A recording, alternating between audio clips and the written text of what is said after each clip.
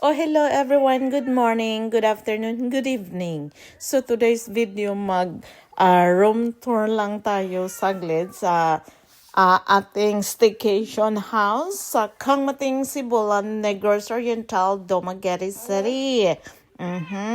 So located ni siya sa Kangmating, Sibulan ang Sea View. So mao to iyang porch entrance na ay chair sa sala. Room 1 sa tamag-una na siya ref, na ay mini sofa bed.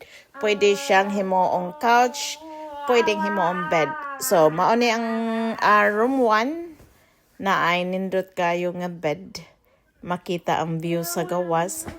Na ay green, na ay blue, whatever. So, room 2, another bed, another color.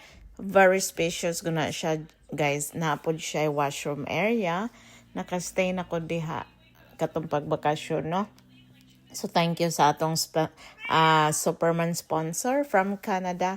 Thank you, Dave. So, room 3, another bed, another closet, another washroom area, another toilet. Taran, another living area. So, kita mo aning naay hagdan, naadiha ang mga utensils cabinet. Dayon, ang purpose anang hagdan diha, paingon na dito sa attic. So, mosaka na ta, atong lilion, unsay sulod sa ilang attic area, unsay porma, unsay nawong. Wow!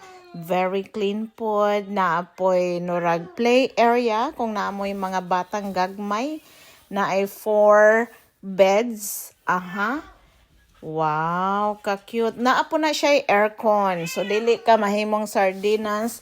Dili ka mahuom. So, dili mapanos ang mga dapat mapanos kay air-conditioned area po na siya, no? So, maura to siya ang ating mini staycation tour for today's vlog. Thank you for watching. And the best dyan, ang iyang front area na ay swimming pool, na ay dirty kitchen, na apoy stove, na apo na sila restaurant.